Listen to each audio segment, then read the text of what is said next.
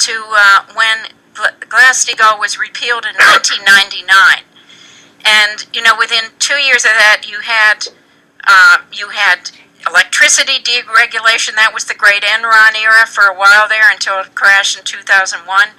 You had in 2000 a terrible follow-up to the Glass-Steagall repeal passed called the Commodities Futures Modernization Act, which was like the Gambling Act for commodities, food, bacon, you name it. And then in September 11th in 2001, we had this emergency orchestrated assault by Saudi Anglo enemies of mankind on the United States. And in the last 10 to 13 years, we've seen tremendous hyperinflation that everybody experiences, although many people don't. It's like, it's all around you, but people aren't always putting it together. So there was a statement put out, Hector was part of the team, that says Wall Street is killing you with hyperinflation. And the first graph here is taking food prices, bread, beef, fruit, apples, and it's all gone way up since year 1999 to year 2012. Things have gone up in price by 50%, 80%. For sure, the cost of eating every year has risen. Same with electricity, same with heating oil, same with essentials, rent or housing payments. And you're out there both planning to eat like other citizens, Ron and Andy, but you all see this from a special point of view, too, that what's happened in just this time frame, although you can go back longer. Why don't you comment on any aspect of what's involved in this food retail price rise? Either one of you first. Well, to support what you said there, the price hikes in food, the value of the food, U.S. food that it was exported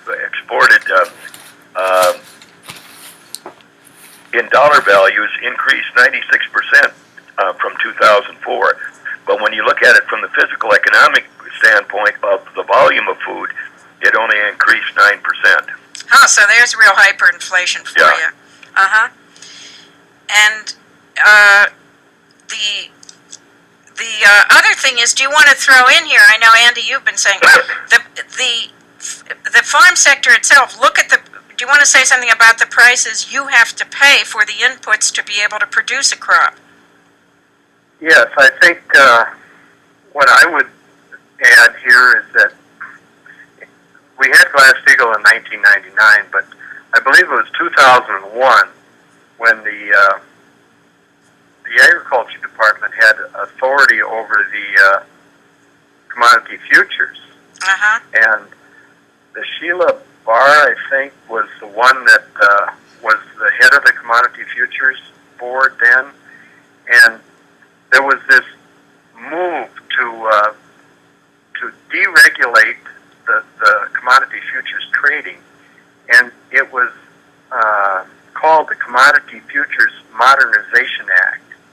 And my representative, Colin Peterson, is today the minority leader of the House Agriculture Committee, and he said this year, in March 20th, he said, the two worst votes that I ever made in Congress, one was to deregulate Glass-Steagall, and the second was to vote in favor of the Commodity Futures Modernization Act, which allowed for the derivatives to enter into the commodity markets unregulated. And as of that time period and a number of years after, we had between 4,500 and 5,000 hedge funds on Wall Street and all around the country.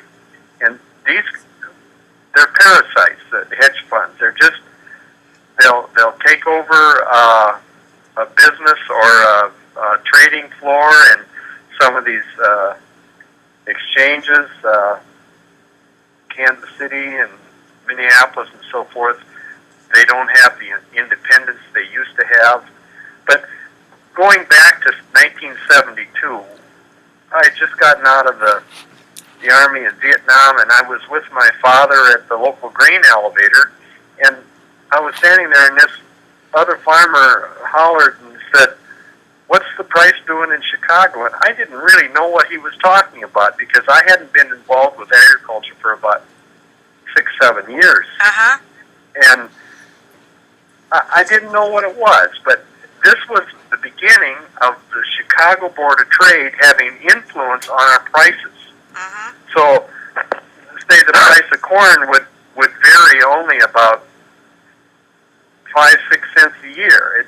There was no fluctuation, but following that in I think it was the Russian grain robbery, they came in and speculated and bought up all the paper of the feed grains, and they owned them, and the markets went through the roof, you might say, and this started the speculation in agriculture. 73, 74. Yeah, I was going to say 74. 74, but, And since then, and it really accelerated it from 2001 on, where the speculation has immediate or a put-through impact on the consumer food prices. And it's like the hedge funds are siphoning money off of this food pipeline.